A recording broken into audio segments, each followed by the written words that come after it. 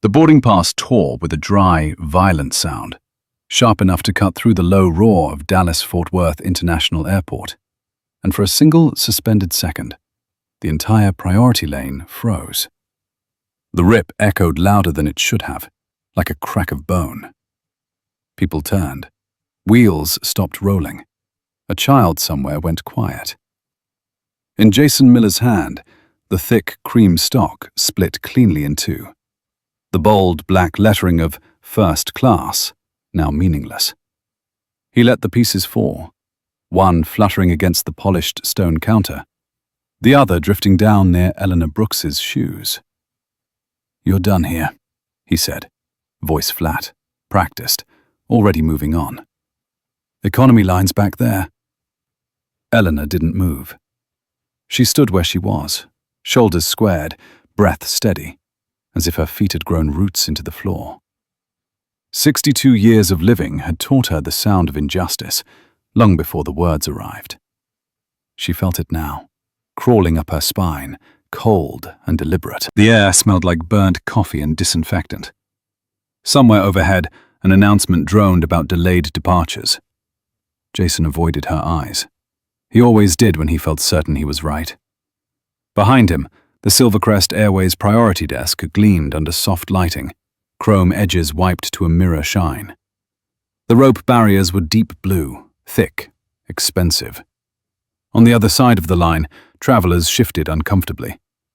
A man in a navy blazer checked his watch for the third time. A woman with carefully curled grey hair pursed her lips, irritation flashing behind polite restraint. No one spoke. No one stepped in. That silence pressed heavier than the noise. Eleanor finally bent down and picked up one half of the boarding pass. Her fingers lingered on the paper, the torn edge jagged, careless. She smoothed it once, a habit from another life, when small repairs felt like control. "That seat was assigned to me," she said, her voice calm, low, carrying just far enough to be heard without effort. "You can check the system again." Jason exhaled through his nose, a thin sound of disbelief.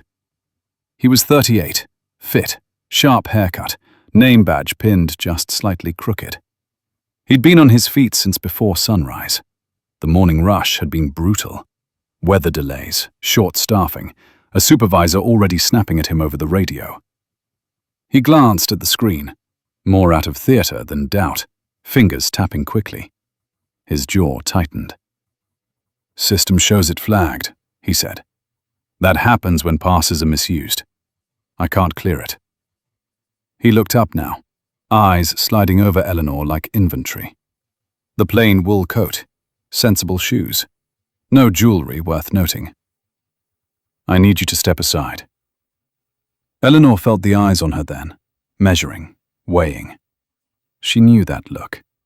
She'd seen it in bank offices decades ago, in boardrooms where her voice had first been ignored, then resented. She felt it now, in the slight tilt of Jason's head, the way his shoulders squared as if bracing for resistance.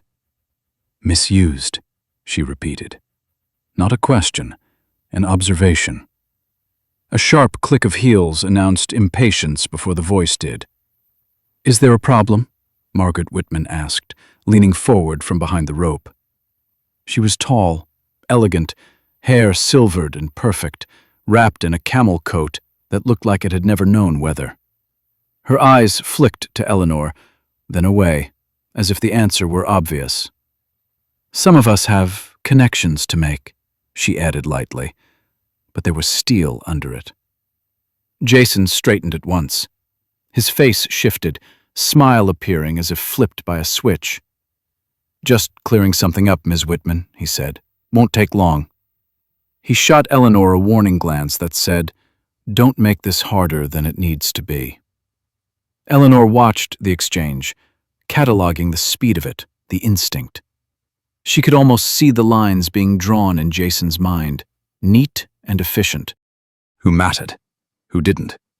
She felt no urge to raise her voice. Anger, she had learned, often gave people exactly the excuse they wanted. "I'll step aside," she said. The words surprised even her. Margaret's eyebrows lifted, just slightly. Jason relaxed, relief loosening his shoulders. Eleanor gathered her bag, the leather soft with age, and moved toward the economy desk. Each step felt deliberate, not heavy but intentional. The fluorescent lights were harsher here, the floor scuffed, the air warmer, louder. A baby cried. A man argued with an agent about baggage weight. Eleanor took her place at the end of the line, feeling the shift in temperature like crossing a border.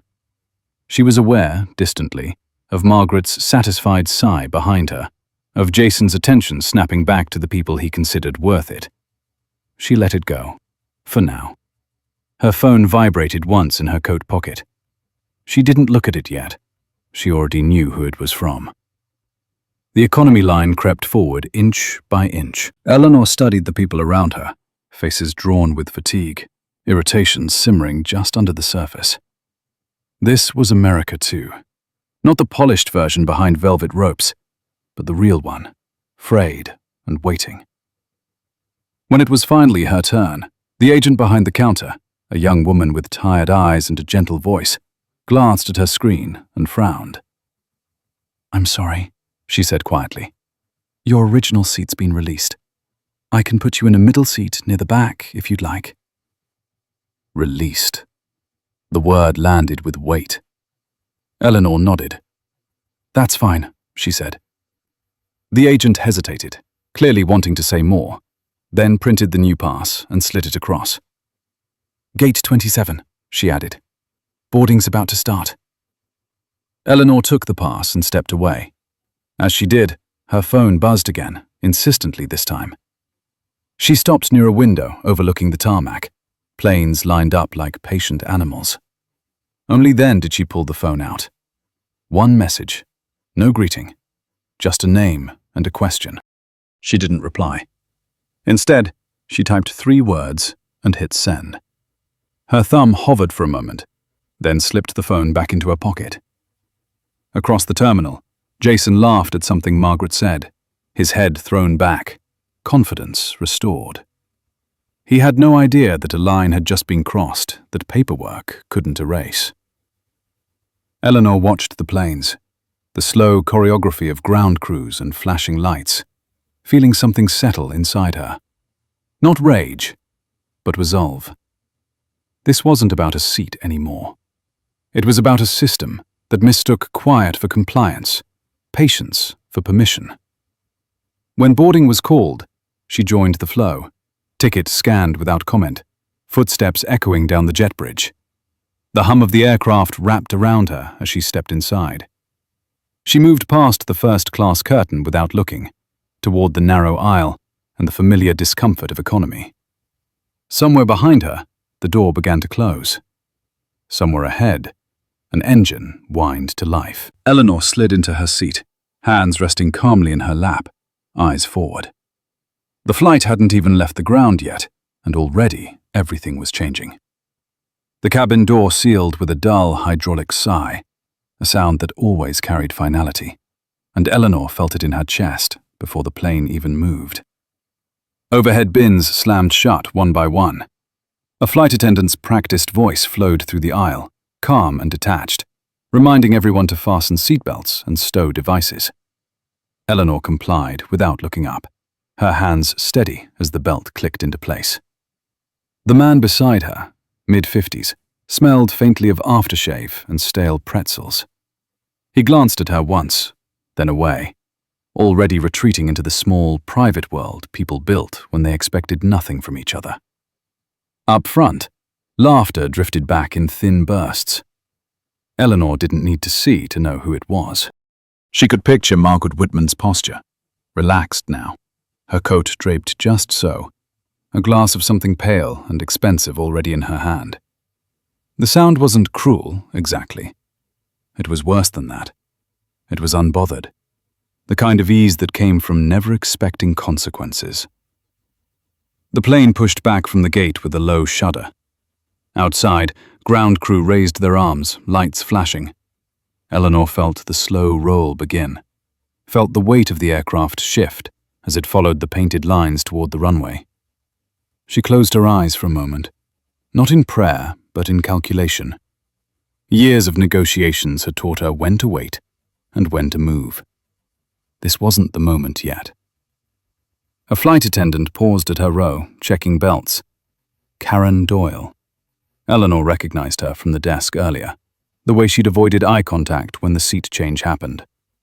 Karen's smile was polite, tight around the edges.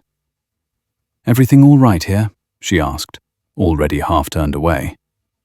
"Yes," Eleanor said. Their eyes met briefly. Something flickered there. Not recognition. Uncertainty. Karen moved on. The engine spooled higher. The vibration traveled through the floor, up Eleanor's legs, into her spine. The familiar sensation of gathering speed. This was usually the moment she let herself relax, when the ground fell away and problems shrank to manageable size. Today, her mind stayed sharp. She slid her hand into her coat pocket and felt the smooth edge of her phone. Still no reply. That was fine.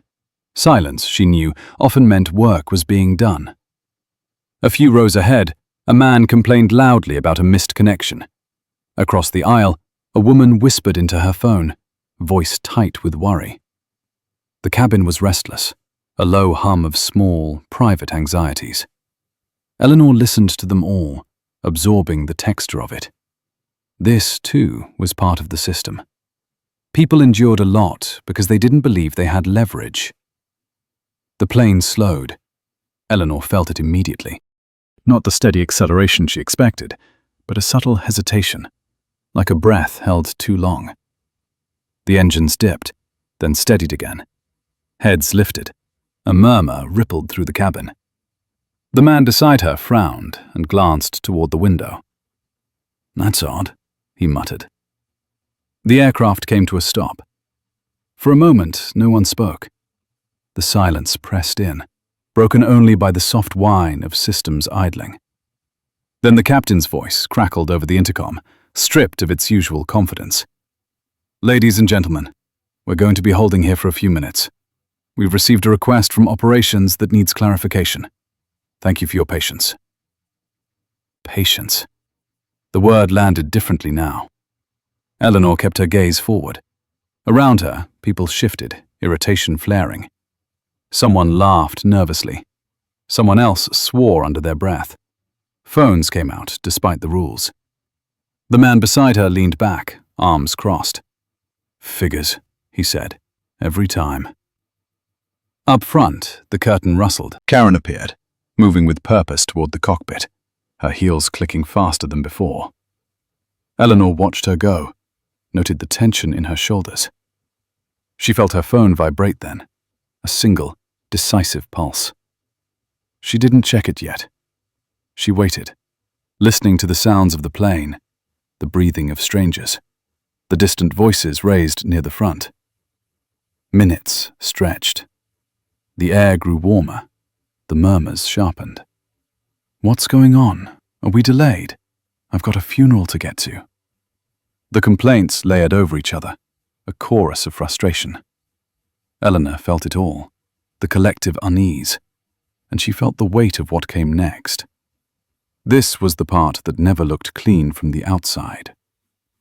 Karen returned down the aisle, her expression set now, jaw tight. She stopped near Eleanor's row, then moved on, avoiding her eyes again. That avoidance told Eleanor more than any words could. She took her phone out at last and read the message. 3 lines. Clear, precise, no drama. She typed a brief reply and slid the phone away. The captain's voice returned, steadier but strained. "Ladies and gentlemen, due to an unresolved operational issue, we will be returning to the gate. Please remain seated." The reaction was immediate and divided. Groans, sharp protests, a few relieved sighs from those who feared something worse. A man stood up, despite the warning light, only to be ordered back down. Eleanor remained still, her pulse even. She felt eyes on her, curious now, suspicious.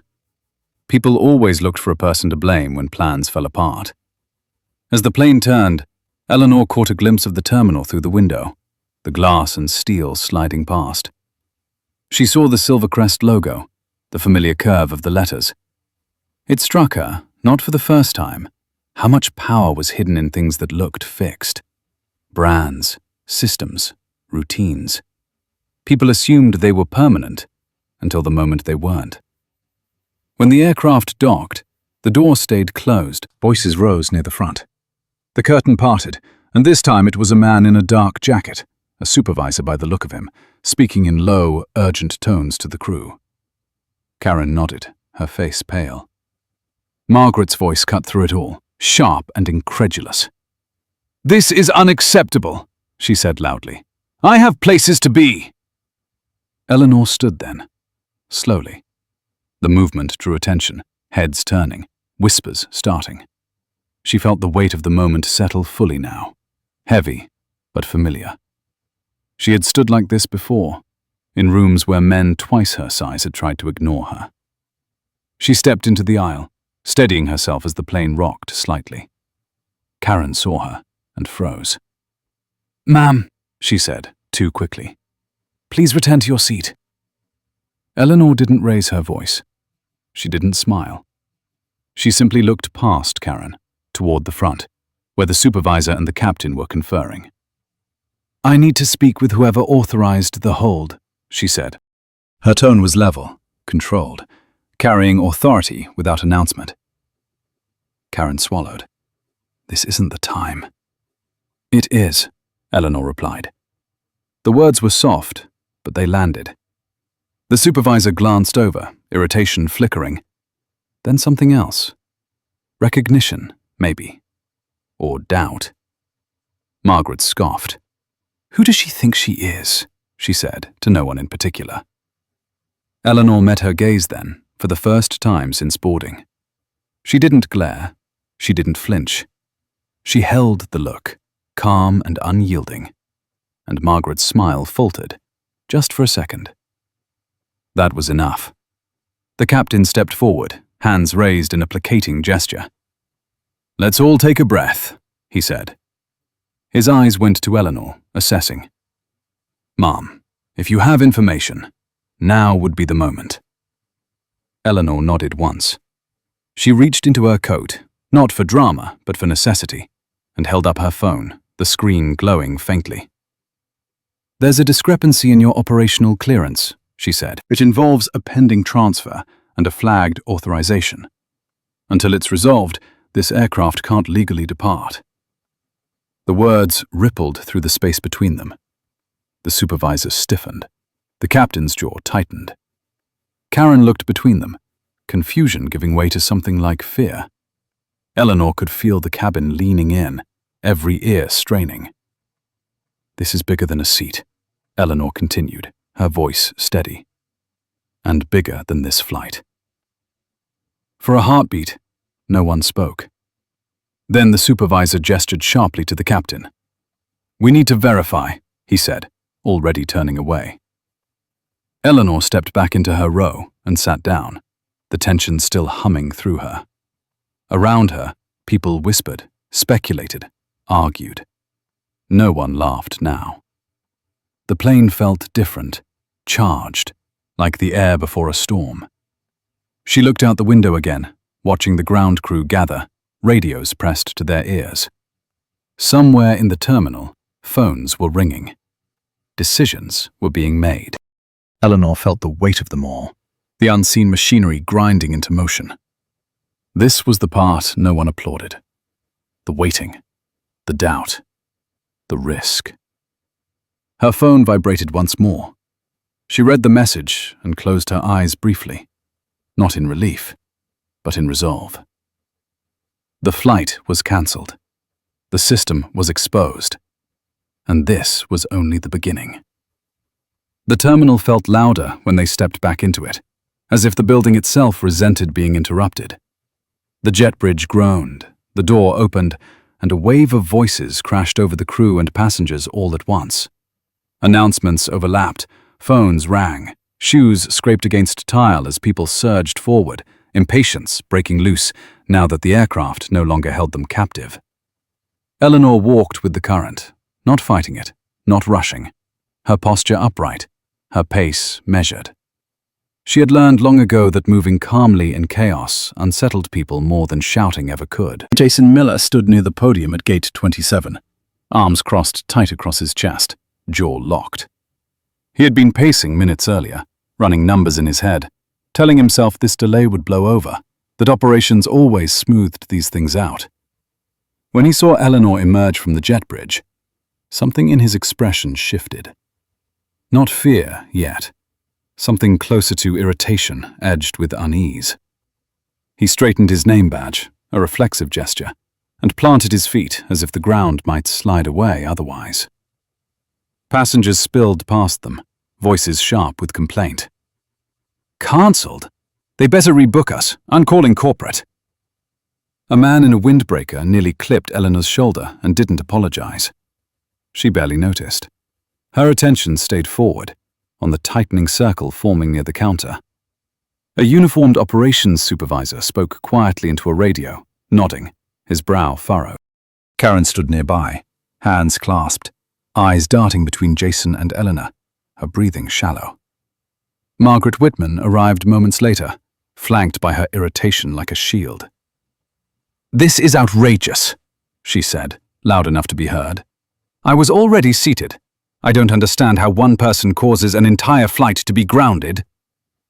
Her eyes flicked to Eleanor with open disdain. "Some people thrive on disruption." Eleanor turned then. Slowly. The noise of the terminal seemed to recede, not vanish but dull, like a radio turned down. "This flight wasn't grounded because of me," she said. "It was grounded because of a failure in oversight." Her voice carried without effort, not sharp, certain. Jason let out a short, humorless laugh. "You don't get to say that," he snapped. "You caused a scene. You held up boarding.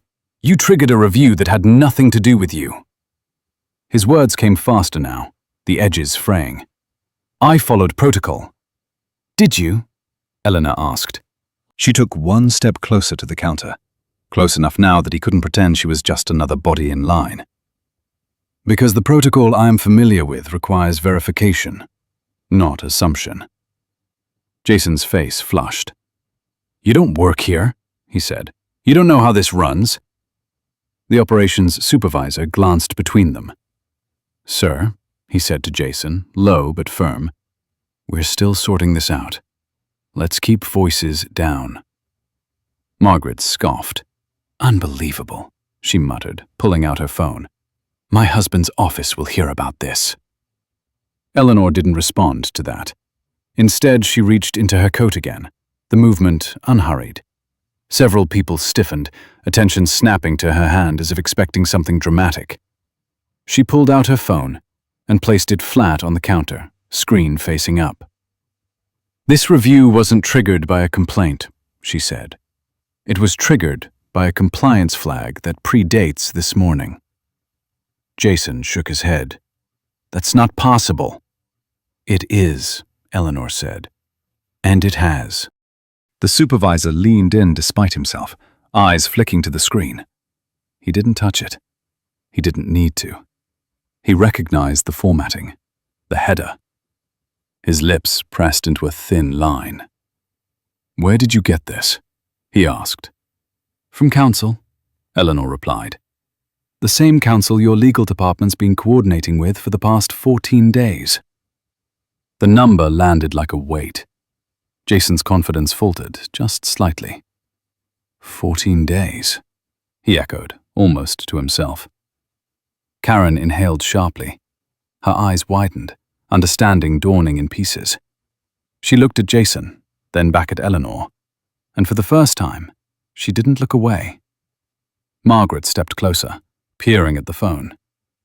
"This proves nothing," she said. "Anyone can pull up documents on a phone." "You're right," Eleanor said. "Which is why this isn't about proof yet. It's about pause." She slid the phone back into her pocket. "And accountability." The supervisor spoke into his radio again, quieter now. "Yes," he said. "I understand. I'll keep them here." He turned to Jason. "I need you to step aside for a moment." Jason stared at him. "What?" "Step aside," the supervisor repeated. His tone left no room for argument. Jason looked around, searching for support. Margaret avoided his eyes. Karen stood frozen, hands clasped tighter. With visible effort, Jason moved back, his shoulders rigid. The space he vacated felt charged, exposed.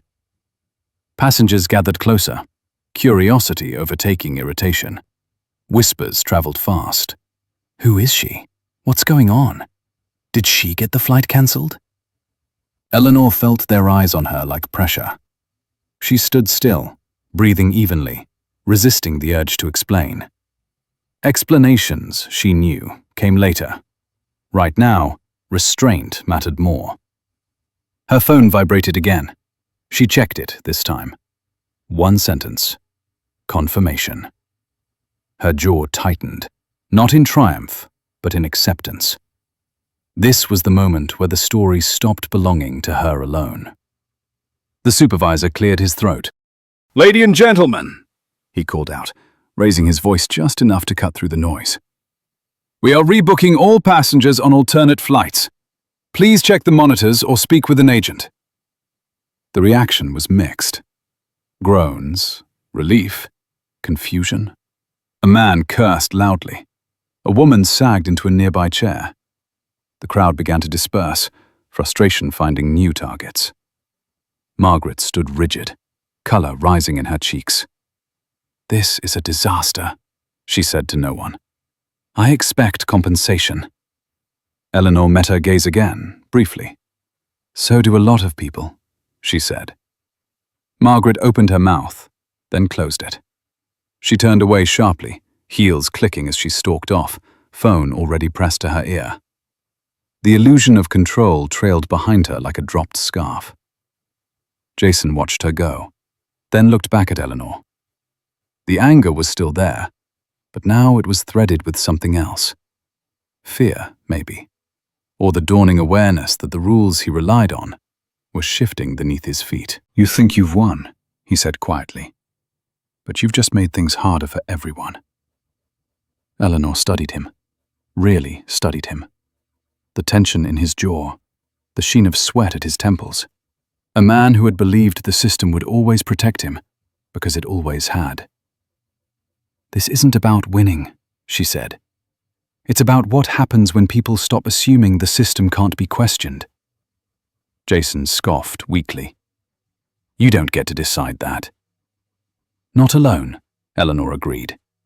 "But not never." Karen stepped forward then, tentative but determined. "Sir," she said to the supervisor, "I can help with rebooking." Her voice shook slightly, but she held his gaze.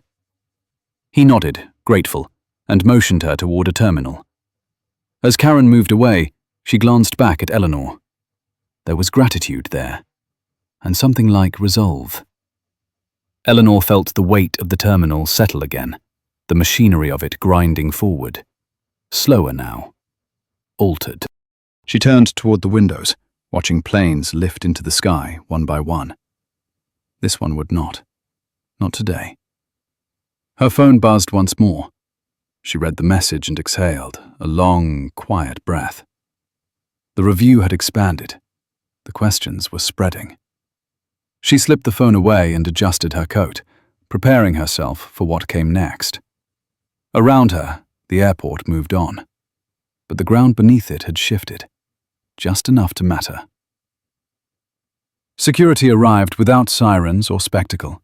Just two men in navy jackets, moving with the quiet efficiency of people used to being ignored until they mattered. They didn't grab anyone. They didn't raise their voices. They stood close to the counter and spoke to the operations supervisor in low tones that pulled the air tighter around them. Eleanor watched from a few steps back, her reflection faint in the glass wall behind the gate, a woman doubled by light and shadow. Jason noticed the jackets and stiffened. His fingers flexed once at his sides, then curled into fists. He had been replaying the morning in his head since the jet bridge opened. rearranging it into a version where he hadn't crossed a line, where procedure covered everything. The presence of security cracked that illusion. He glanced at Eleanor again, measuring, recalibrating. "This is getting ridiculous," he said, louder than necessary. "I did my job." One of the security officers turned to him, expression neutral. "We just need to ask you a few questions," he said. The tone was polite, but the request wasn't optional. Jason laughed once, sharp and hollow. "About what? A delayed flight?" He looked around, as if appealing to the terminal itself. "This happens all the time." The officer didn't respond. He waited. Silence, Eleanor had learned, was a tool. Jason's laugh faded. He swallowed and nodded, stepping aside with visible reluctance. As he did, Karen approached the counter again, her movements more confident now, her shoulders squared. She slid into the space Jason had vacated, hands hovering over the keyboard, ready to work. The supervisor gave her a brief nod of approval. It was small. It mattered. Margaret Whitman stood a few yards away, phone pressed to her ear, voice tight with indignation. "Yes, I understand that," she said sharply, "but that's not acceptable. I've flown this route for years." She paused, listening, then hissed, "Well then find me something better." She hung up and stared at the departure board as if it had personally betrayed her. Eleanor didn't approach her. She knew better than to step into that orbit right now.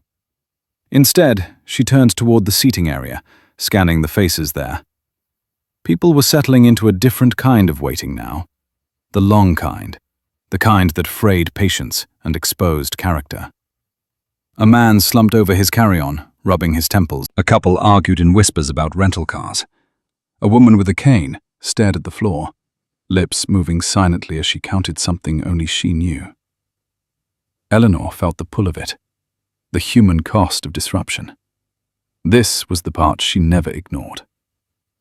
She approached the woman with the cane, crouching slightly to meet her eyes. "Are you headed far?" she asked gently. The woman looked up, surprised. "Portland," she said. "My sister's surgery got moved up. I was hoping to get there tonight." Eleanor nodded. "They'll rebook you," she said. "If you need help, ask for Karen at the desk. She's very capable." The woman studied her for a moment, then nodded, reassured by the certainty in Eleanor's tone. Behind them, the security officers guided Jason toward a glass-walled office just off the concourse. He resisted only with his posture, shoulders tense, chin high. As they passed Eleanor, his eyes met hers. There was accusation there, and something like disbelief. "You think this makes you righteous?" he said quietly. "It doesn't." Eleanor held his gaze. "It makes me responsible," she replied. He had no answer for that. The office door closed. The sound was soft, final. The supervisor exhaled and rubbed his face, fatigue etched deep now. He turned to Eleanor, lowering his voice. "We're escalating this to regional," he said. "It may take time." "I understand," Eleanor said. She meant it. Time was something she had planned for. Her phone buzzed again. She read the message and felt the familiar tightening behind her eyes. Not fear, but focus. She typed a response, then another, each word chosen carefully. This wasn't a single thread anymore. It was a web. Margaret approached then, composure cracking. "You," she said, stopping short, eyes sharp. "Do you have any idea what you've done?" Her voice trembled, not with fear, but with outrage. "People like you don't get to hold everything up and walk away." Eleanor studied her, really looked, the fine lines around Margaret's eyes, the tension in her jaw. A lifetime of being heard without listening. "No one walked away," Eleanor said. "We're all still here." Margaret scoffed. "Spare me." "I won't," Eleanor replied. She didn't raise her voice. She didn't need to. But I will tell you this. Systems don't break because of one person. They break because people learn to ignore small wrongs. She paused, including silence. Margaret opened her mouth, then closed it. For a moment, she looked tired. Then the mask slid back into place. She turned away without another word. The departure board flickered. New flights populated the screen. Some passengers cheered softly. Others groaned. The airport breathed, adjusted, moved on. Eleanor felt the vibration of it under her feet, the constant motion that made individual actions feel insignificant until they weren't. Karen caught Eleanor's eye from the desk and lifted her chin in a small, grateful gesture. Eleanor returned it with a nod. She didn't smile. This wasn't a moment for smiles. The supervisor approached again, this time with a different posture, straighter, more careful.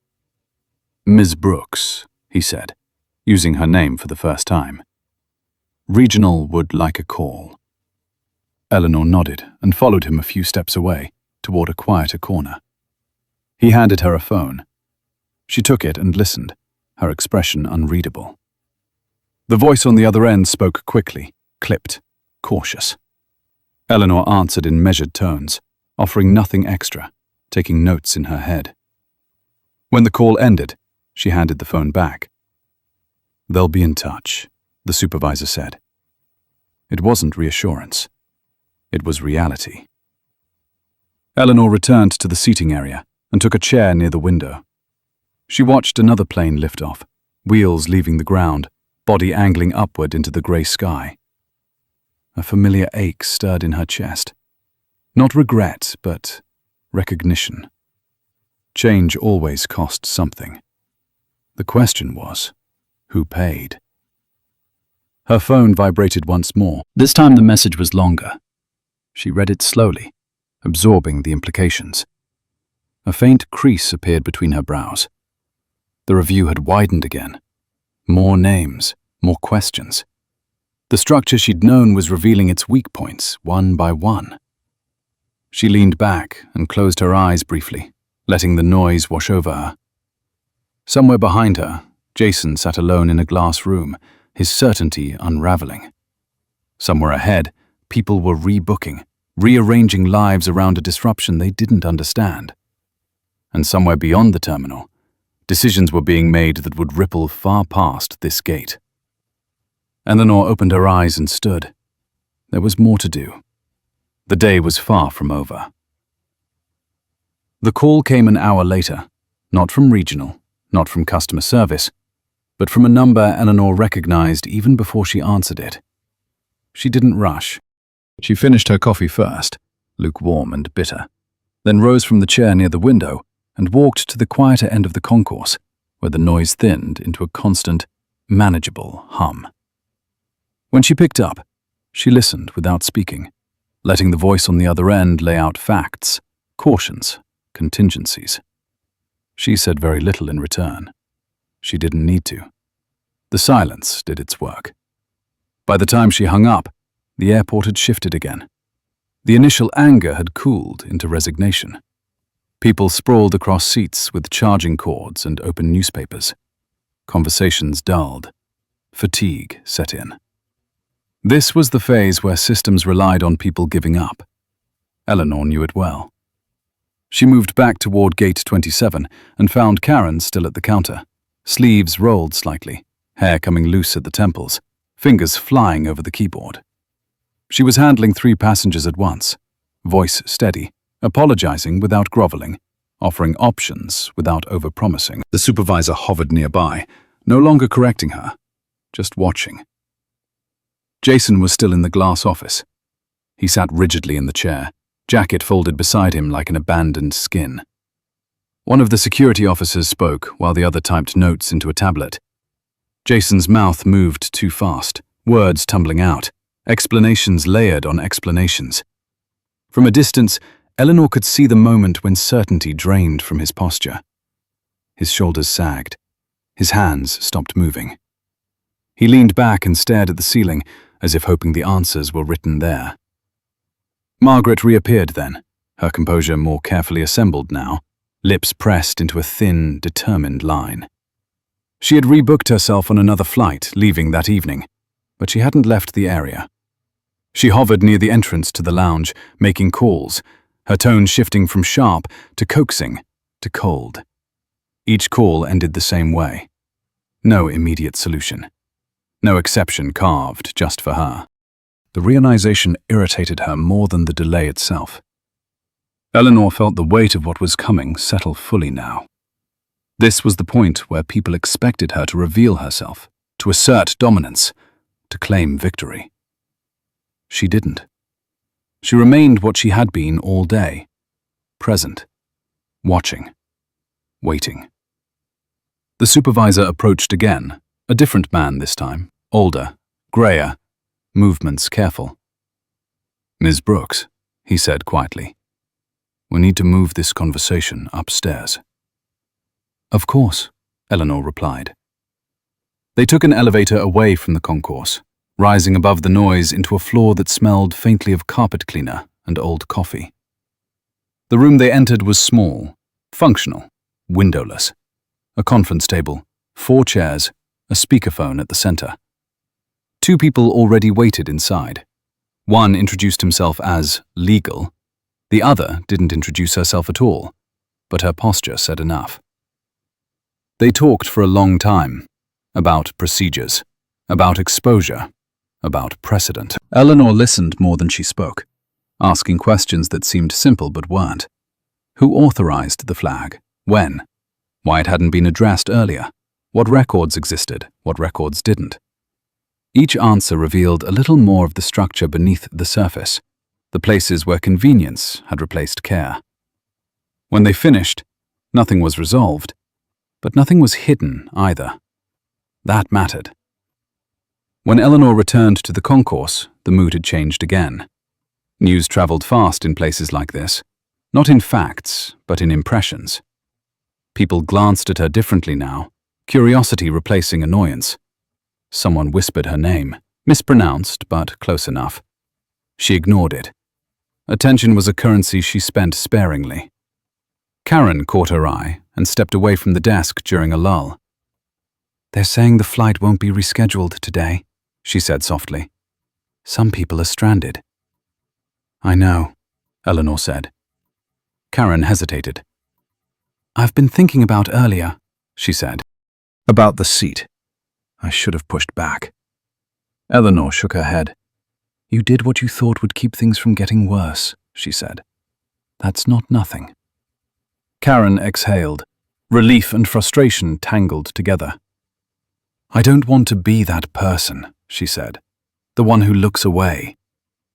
"Then don't be," Eleanor replied. She didn't dress it up. She didn't promise protection. Just know it costs something. Karen nodded. She already knew. Across the concourse, the glass office door opened. Jason emerged between the 2 security officers. No handcuffs, no drama. Just the quiet finality of someone being escorted, not arrested, but not free either. He spotted Eleanor immediately. His face hardened, then cracked. "You planned this," he said, voice raw. "You set me up." Eleanor didn't answer right away. She let the words hang, let them reveal what they needed to. "I planned for accountability," she said finally. "What happened after that was your choice." He scoffed, but it lacked heat. "You think this ends with me?" he asked. "It doesn't." "I know," Eleanor said. "That's the point." They walked him away then, past the shops and the restaurants, past the places that made airports feel like cities instead of crossroads. Jason didn't look back again.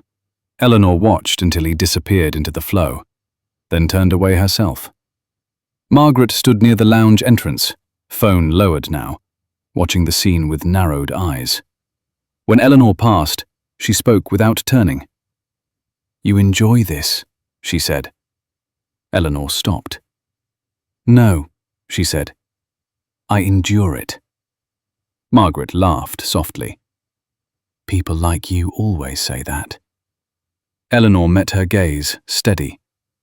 People like me usually don't get believed, she said, until it's inconvenient not to. Margaret looked away first. The afternoon light shifted, slanting through the windows, turning the tarmac gold. Flights came and went. This one didn't. Eleanor took a seat again near the window, her bag at her feet, her phone silent at last. She felt the exhaustion creep in now, the delayed cost of vigilance. She allowed it briefly. Tomorrow would demand more. A young boy nearby tugged at his mother's sleeve, pointing at the planes. "Why isn't ours going?" he asked. His mother sighed. "Because sometimes things break," she said. Eleanor looked at them and thought of the better answer. Because sometimes people finally notice. Her phone vibrated one last time. She read the message and closed her eyes. Not in relief, not in triumph, but in acceptance. The review would go public. The questions would spread. This would not be quiet anymore. She stood, straightened her coat, and walked toward the exit. Not toward another flight, but toward the next room where decisions would be made. Behind her, the airport continued its endless motion, unaware that something fundamental had shifted, just enough to matter. Night settled over Dallas, Fort Worth, in layers, the bright terminal lights pressing back against the dark like defiance. The crowds thinned, replaced by the weary and the stranded, people who had stopped expecting answers and started counting hours instead. Eleanor stepped outside into the cool air, the automatic doors sliding shut behind her with a soft finality. The curb was lined with rideshare cars and taxis idling, engines murmuring, drivers leaning against doors with the patience of men who knew waiting was part of the job. She didn't get into a car right away. She stood for a moment, breathing in the smell of jet fuel and rain, grounding herself. The phone in her hand vibrated again, this time with a name that carried weight. She answered without greeting. "You're late," the voice said. "So was the system," Eleanor replied. There was a pause on the other end, a dry sound that might have been a laugh. They spoke briefly, efficiently, the kind of conversation that assumed shared history and mutual respect. When it ended, Eleanor slipped the phone away and finally signaled for a car. The driver, a man with graying hair and a creased face, glanced at her in the mirror. "Long day at the airport?" he asked. "Longer than planned," she said. As the car pulled away, Eleanor watched the terminal recede, glass walls glowing like a ship at sea. She felt the ache now, deep and earned. The adrenaline had burned off, leaving behind the quiet awareness of consequences yet to come. This wasn't over. It never was.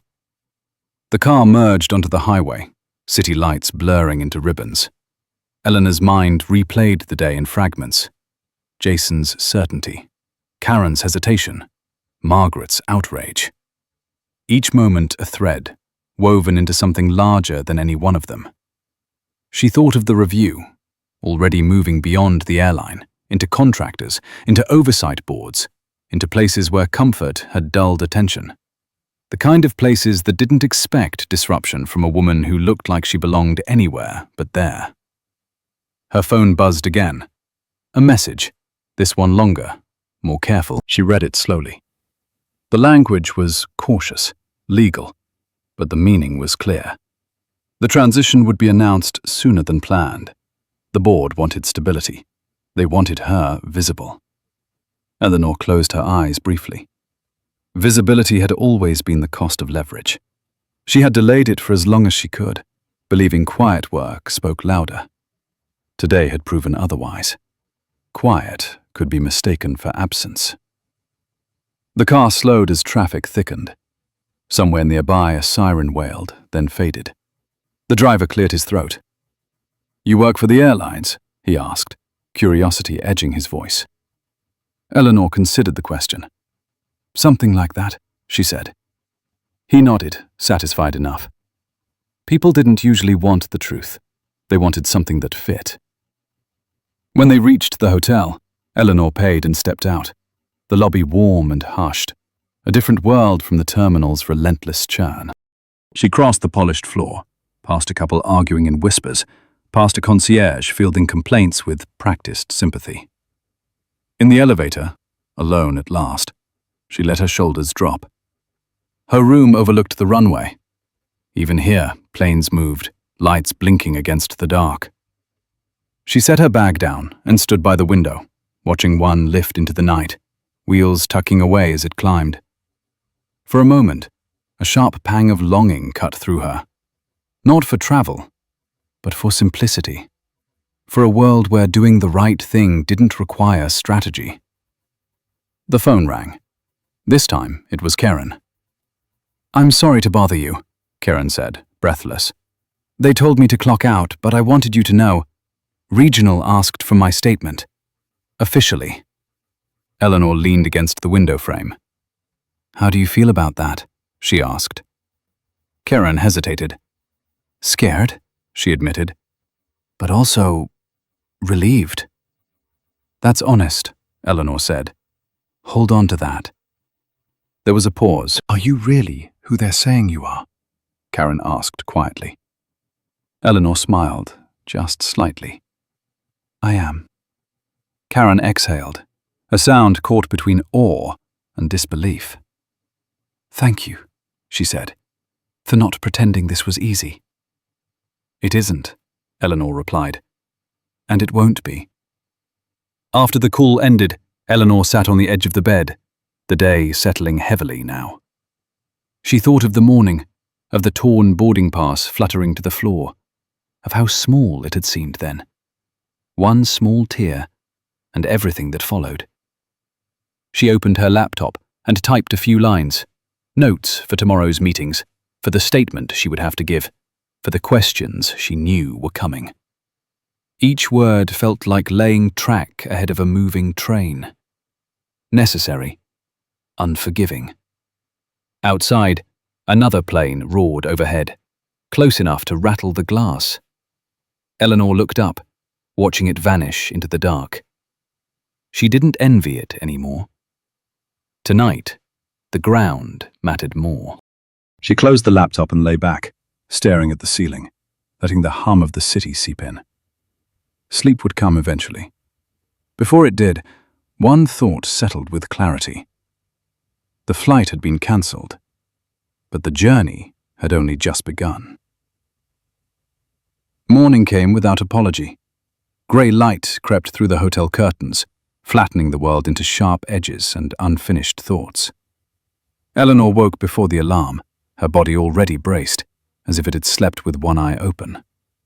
For a few seconds, she didn't move. She listened to the distant hum of traffic, the muted roar of planes lifting off somewhere beyond the glass. Dallas, Fort Worth, never truly slept. It only paused. Her phone lay face down on the nightstand. She turned it over and scanned the notifications. Missed calls. Messages marked urgent but measured, written by people who understood that panic helped no one. She swung her legs over the side of the bed and stood, the cool carpet grounding her. Today would not be about reaction. It would be about alignment. Downstairs, the hotel cafe buzzed softly with early travelers and airline staff off duty, uniforms half hidden beneath coats and scarves. Eleanor took a seat by the window and ordered black coffee. As she waited, she watched the faces pass, the small rituals of departure and return. A man folded a newspaper with precise care. A woman laughed too loudly at something on her phone, then stopped, embarrassed. Everyone carried something, most of it invisible. The coffee arrived. Eleanor took a sip and opened her laptop. Overnight, the review had expanded again. Not explosively, methodically. Names, dates, emails pulled from backups no one had thought to check. Patterns emerging where coincidence had once been convenient. She read without expression, making notes in the margins of her mind. This was the part people rarely saw. The unglamorous work of connecting dots that didn't want to be connected. Her phone rang. A familiar voice this time, older, steadier.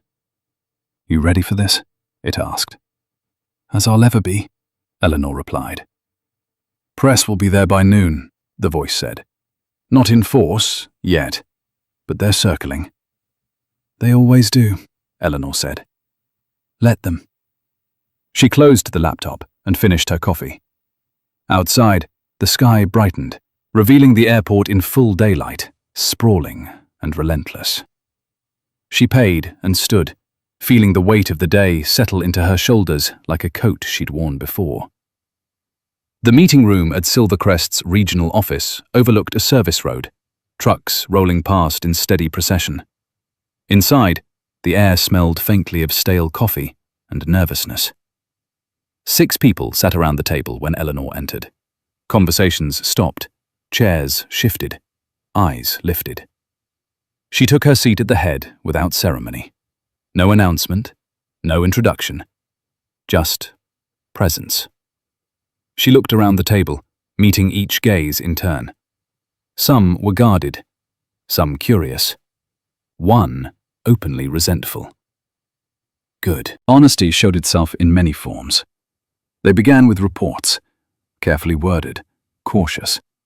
Eleanor listened, occasionally asking a question that cut through layers of phrasing to the core. Why wasn't this escalated sooner? Who signed off?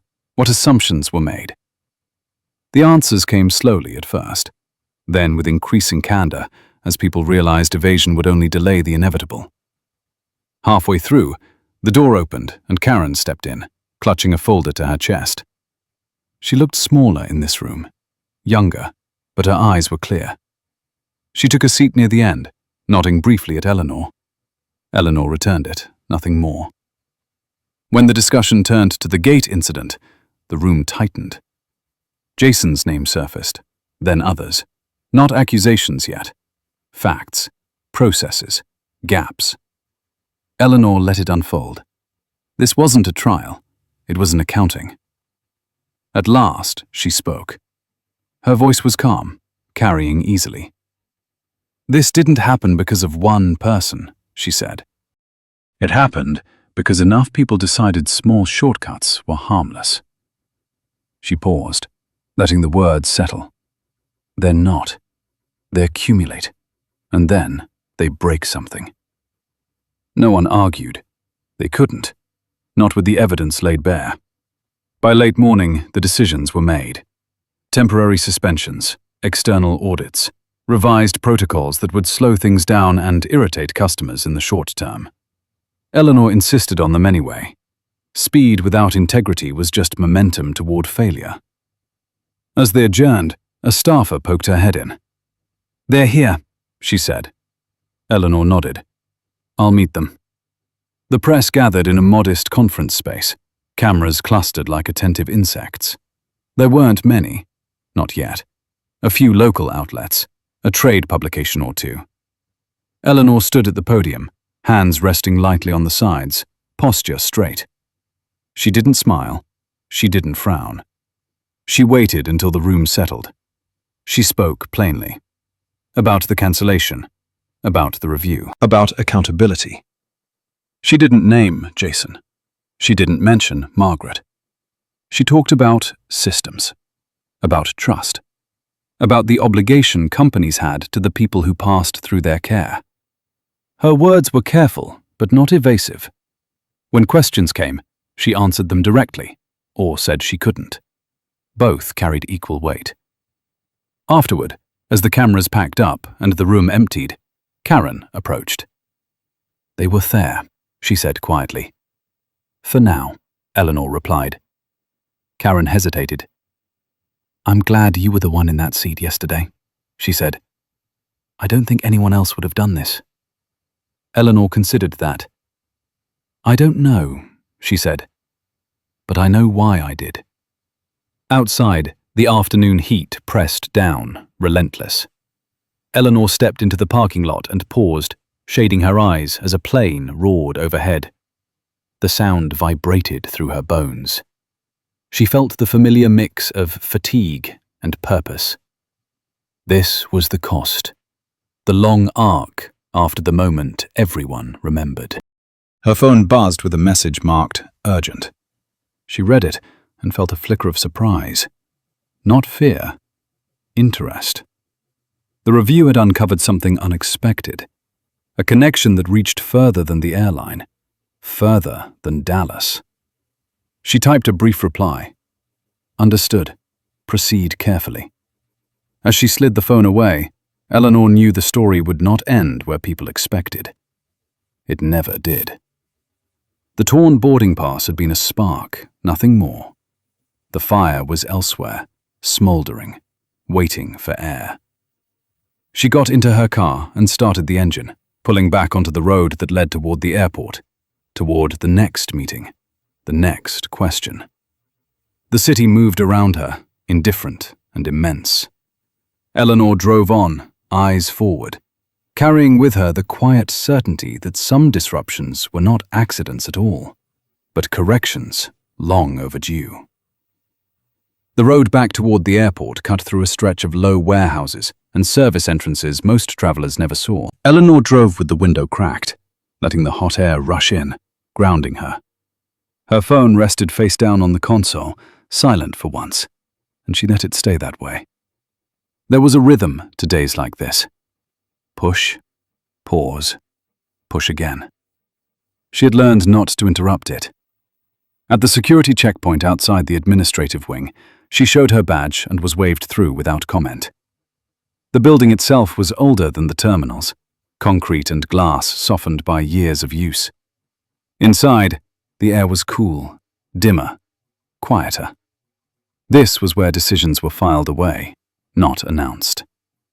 Eleanor walked past offices with half-drawn blinds, past framed photos of aircraft and smiling crews that felt like artifacts from a more innocent time.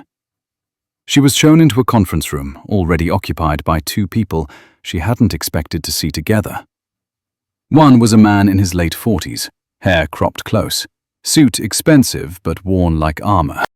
The other was a woman Eleanor recognized from a federal oversight panel, her expression unreadable, hands folded neatly on the table. They both stood when Eleanor entered, a courtesy that told her more than any briefing could have. "We didn't plan to loop you in this early," the man said as they sat, "but the scope has changed." Eleanor nodded. "It usually does." They slid a folder across the table. Inside were timelines, transaction summaries, internal memos flagged months ago and quietly closed. Eleanor flipped through them, her face still, her mind moving fast. This wasn't just about a gate agent abusing discretion or a culture that tolerated it. This was about routing, about favors traded so casually they'd begun to look like routine, about oversight bodies trusting reports that had been curated within an inch of truth. "The flight cancellation triggered a review we didn't expect to open," the woman said. "But once it did, the pattern was hard to ignore." Eleanor looked up. "How many airports?" she asked. "Enough," the man replied. "And not just this airline." Silence settled, heavy but clarifying. Eleanor closed the folder. "Then we're past optics," she said. "This isn't about reputation management anymore." "No," the woman agreed. "It's about containment." Eleanor leaned back, considering. She thought of the terminal yesterday, the way people had looked at her, the assumptions layered into every interaction. She thought of Karen, of Jason, of Margaret. Individual choices, yes, but shaped by something larger that rewarded the wrong instincts. "What do you need from me?" Eleanor asked. "Time," the man said, "and restraint." She smiled faintly at that. "You're asking the right person," she said. "But understand this. Silence can be restraint, or it can be complicity. Don't confuse the two." They didn't argue. They couldn't, not with what lay between them on the table. When Eleanor left the room, the building felt different, Not hostile, watchful. She moved through it with the awareness of someone who knew she'd crossed another threshold, one that didn't come with applause or headlines. This was the work beneath the work. Back in the car, she checked her phone at last. Messages stacked up now, careful and coded. One caught her eye, marked with a name she hadn't seen in years. She opened it and felt a tightening in her chest that had nothing to do with fear. History had a way of resurfacing at inconvenient moments. She typed a reply, brief but firm. Not now. Soon. As she pulled onto the highway again, the skyline shimmering ahead, Eleanor felt the shape of the story changing. The public would see a cancelled flight, a corporate response, a promise of reform. They wouldn't see this. The slow, deliberate unspooling of something that had hidden in plain sight.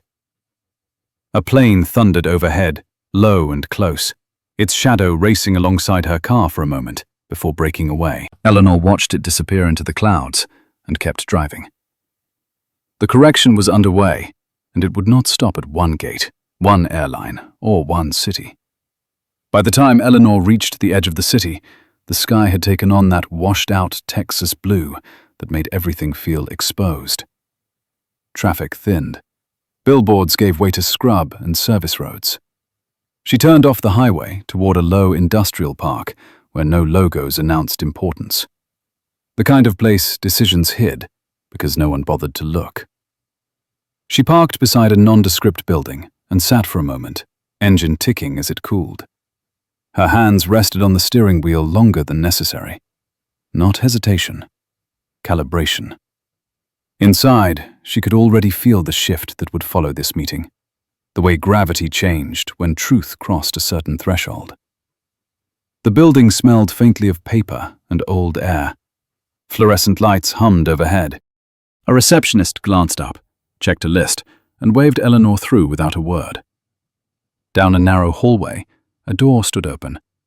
Voices leaked out, low and controlled. Inside, 3 people waited. One was the man in the worn suit from earlier. Another was the federal panel member. The third, Eleanor hadn't expected. Older than the rest, late 60s maybe, posture straight despite the lines carved deep into his face. His eyes lifted when she entered, and recognition flashed there, unguarded. "Didn't think I'd see you again," he said. Eleanor closed the door behind her. "I was hoping not to," she replied. They sat. No pleasantries, no coffee. The table was bare except for a single folder placed precisely at the center, as if someone had measured the distance from every edge. The older man spoke first. "What you tripped yesterday wasn't random," he said. It was pressure finding a crack. Eleanor didn't interrupt. She waited. "For years," he continued, "we've been watching anomalies, small ones. Seats reassigned without documentation. Maintenance delays explained away as weather. Crew rotations that never quite lined up." He exhaled slowly. "Every time we pushed, we were told it was noise." "And now," Eleanor said. "And now," the federal woman said, picking up the thread, "you cancelled the flight at one of the most scrutinized airports in the country. That forced eyes where they hadn't been before." Eleanor leaned forward slightly. "You're saying the system reacted because it was afraid?" "Yes," the older man said. "And systems don't get afraid unless they have something to lose." The folder slid toward her. Eleanor opened it. What she saw there was not dramatic at first glance. No single smoking gun. Just layers. Contracts routed through subsidiaries that didn't need to exist. Audits signed off by people who'd retired early with generous consulting packages. A pattern of decisions that favored certain routes, certain passengers, certain exceptions. This wasn't corruption in the cinematic sense. It was worse. It was comfortable. Eleanor closed the folder. "You're not asking me to expose this," she said. "You're asking me to hold it." "For now," the man in the suit said. until we can isolate how deep it goes." "And if I don't?" Eleanor asked. No one answered immediately. The silence stretched, honest this time. "Then it breaks in public," the older man said finally. "Messy, loud, with collateral damage."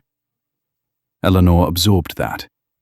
She thought of the terminal, of stranded families, of Karen's voice on the phone, of Jason in the glass office, certainty dissolving. Collateral damage was never abstract to her. It always had names. "What about accountability?" she asked. "Real accountability." The federal woman met her gaze. "That depends on timing." Eleanor nodded once. She understood. Timing was power's favorite shield. She stood. "You'll have your time," she said. "But understand this. I didn't step into this to become a vault." The older man watched her carefully. "You never were," he said. "That's why you're here." When Eleanor left the building, the light outside felt harsher. The world unchanged, indifferent. She got back into her car and sat, hands resting in her lap now, fingers slightly curled. Her phone buzzed, a new message flashing on the screen. She didn't open it yet. She drove, instead, toward the airport again, toward motion. The road blurred under her tires as the city rose ahead, glass and steel catching the afternoon sun. Her mind worked through contingencies, outcomes, the moral geometry of what she now held. Silence versus exposure.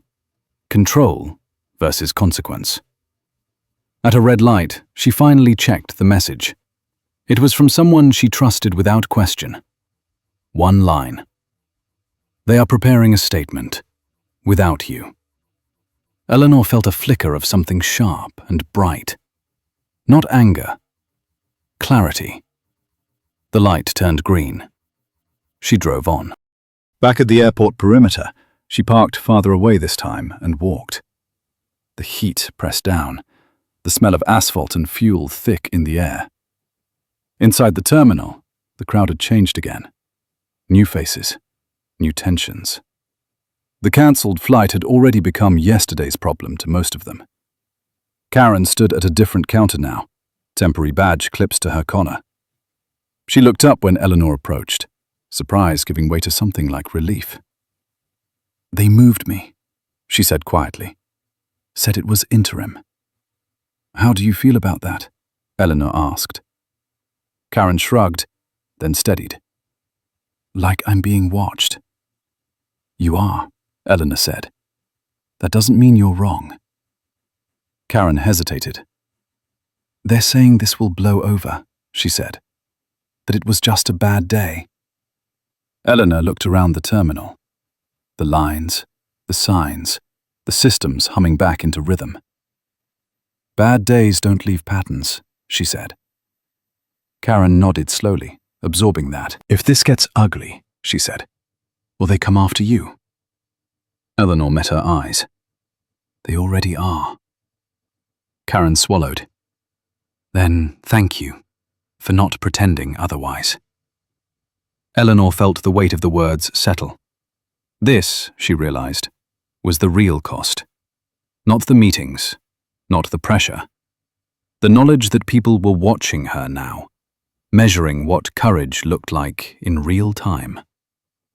Her phone buzzed again. This time she answered. "Yes," she said. The voice on the other end was tight.